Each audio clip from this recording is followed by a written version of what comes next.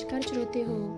आज आपण ऐकणार आहोत एका अशा स्त्रीची कथा जिने समाजाच्या कठोर नजरा, अपमान आणि एकटेपणाला सामोरं जात स्वतःचं अस्तित्व पुन्हा निर्माण केलं. ती आहे अनुपमाची कथा. आणि ही कथा आत्मसन्मान, धैर्य आणि स्वाभिमानाची कहाणी.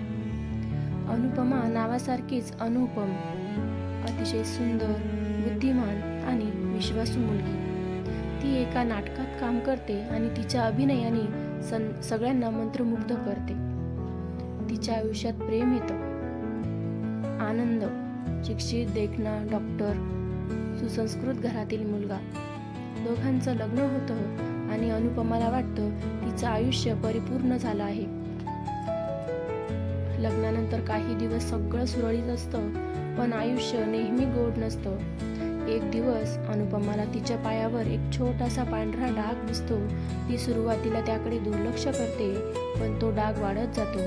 डॉक्टरांकडे तपासणी होते आणि सत्य समोर येतं. तिला विटिलिगो म्हणजे पांढऱ्या डागांचा आजार आहे.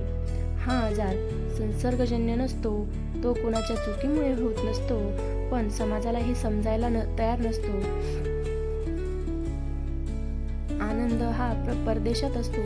सासरच्या घरात कुजबूज सुरू होते. ही अपशकुनी आहे, ही आमच्या घरासाठी अशुभ आहे.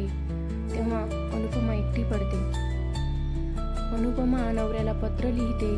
तिला वाटतं आनंद तिच्या पाठीशी उभा राहील, पण आनंद शांत राहतो. त्याची उत्तरं थंड असतात आणि एक दिवस तो पूर्णपणे दूर जातो. ज्याच्यासाठी तिने सगळं सोडलं तोच तिच्या आयुष्यातून निघून जातो. सासरचं घर तिला नाकारतं. ती माहेरी येते, पण तिथेही तिला कायमची जागा नसते. अनुपमा आता पूर्णपणे एकटी आहे, पण ती तुटत नाही.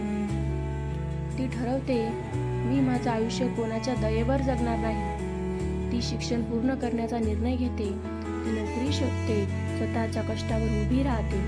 हळूहळू तिचा आत्मविश्वास परत येतो.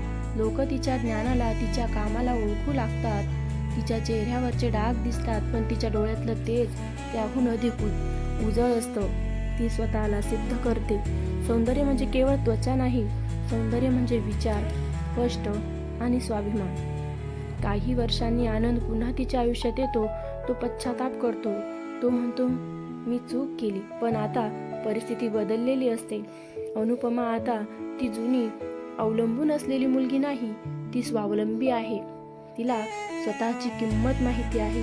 ती शांतपणे निर्णय घेते. जिथे सन्मान नाही तिथे परत जाणं नाही, हा तिचा सर्वात मोठा विजय असतो. या कथेचं नाव महाश्वेता का? महाश्वेता म्हणजे अंतर्मनाने शुभ्र, स्वच्छ आणि पवित्र असलेली स्त्री. अनुपमाच्या शरीरावर डाग असले तरी तिच्या आत्म्यावर एकही डाग नाही. ती खऱ्या अर्थाने महाश्वेता ठरते.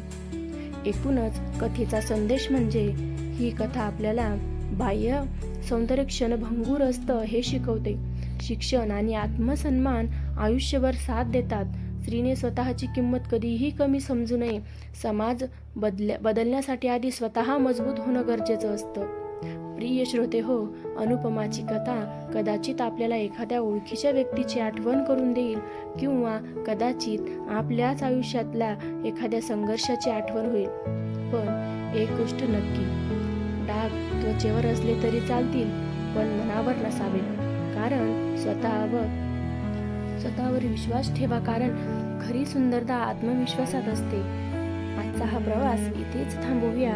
पुन्हा भेटू एका नव्या पुस्तकासोबत आणि नव्या प्रेरणेसोबत.